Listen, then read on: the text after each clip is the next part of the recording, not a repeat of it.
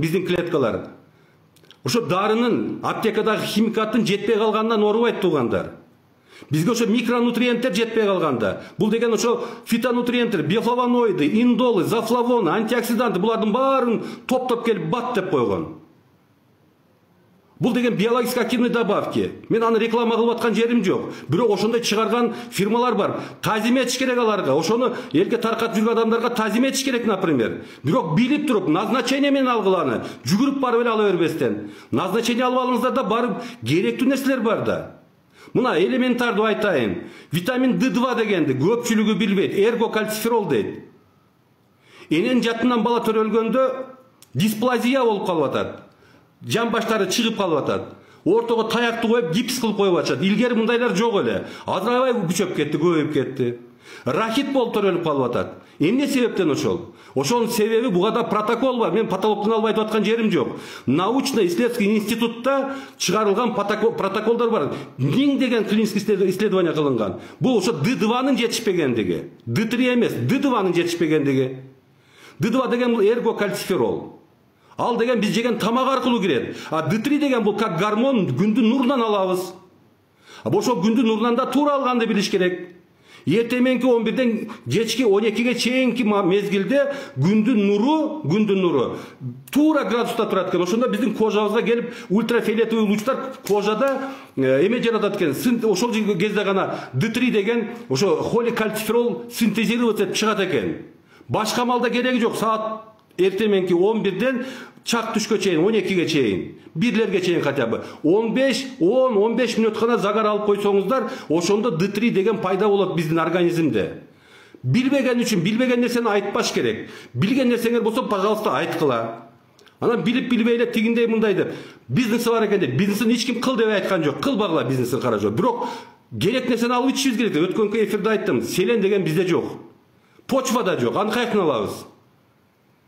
Цинк керек, йод керек, мед керек, витамин С деген бар. Мне аптекадагы аскорбиновая кислотаны ичели. Ал бомба замедленного действия, например. Ачык айта турган болсок.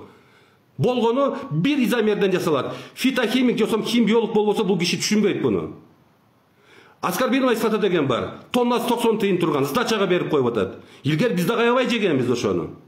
Ал усвоение болбосо клеткада боорго барганда абсорбирование болот, бөйрөккө барганда реабсорбция да болот да. Ошол жерде таш кайланып калып атпайбы ошол.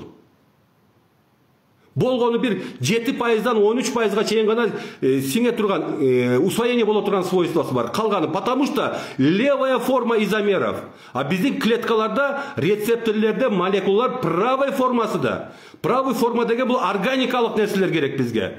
Жерден өсүп чыккан нерселер керек. Ошол азыр буну акыркы 20 жылда жетишпей атпайбы бизде почвада.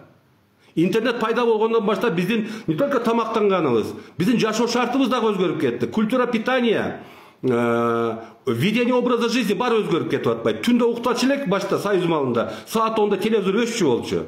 Тит деп эме чыгып калыш таблица. Азыр андай эмес да, түндө аябай активный жашоо түндө болуп атат. Азыр мен да сиздер менен отурам, саат 10да укташ керек эле. Көпчүлүгүн суроосу боюнча бүгүн гана өтүп атам, саат 9дан баштап. Аракет кылыңыздар, кечки саат 10да укташ керек. Ана биздин клеткаларга жетпей калган витаминдер керек да. Кальций кереги жокпу? Минерал, например, крупный минерал. Ал сиңиш үчүн магний керек. Магний болбосо кальций сиңбейт. Бая мен айтып кеткен D2 деген эргокальциферол ушу боюнда бар аялга жетишпей калган болсо, балага именно кальций костный тканьга жетпей калат, фосфор мышечный тканьга жетпей калат. Мына, пожалуйста, сизге дисплазия. Рахит деген туура эмес өсүп калат. Анда магний да жетпейт, значит. Скелет туура өсүш үчүн, скелет эненин в утробе матери жаткан балада обязательно магний керек, обязательно D3 керек, обязательно D2 деген керек, эргокальциферол, холикальциферол. Билбеген соң айтыштын кереги жок. Биринчи хотя бы маломайский какой-то знание болсун нутрициология боюнча. Анан айтсаңыздар болот. Билип билбей эле туура эмес. Эми ар бир адам өзүңүзгө жооп бересиздер. Акыретте баарыбыз жооп беребиз. Ким туура айтып аткан, ким туура эмес айтып аткандар. Көп кезде ушундай бир оюм кетип калат, ушу аптека жактан, мына фармакология жактан каржыланган адамдар чыгып сүйлөп атабы деп. Ушундай зияним кейт да. Андай кылбаңыздар. Ушу врачтардын арасынан айтып атат. Аябай жакшы авторитеттүү врачтардын арасынан айтып атат. Ага эл ишенет да. Андай кылбаңыздар. Есть метод медикаментозное лечение, анан профилактика деген бар. Аны ачык айтпайсыңарбы? Профилактика только витамина минеральный комплекс менен болот. Тура тамактануу менен болот. Водный баласы тура кармаган менен болот.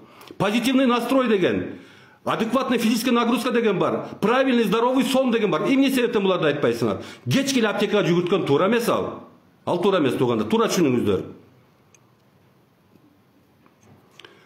Оздон жагым жыт чыкканда ал жөнүндө айтып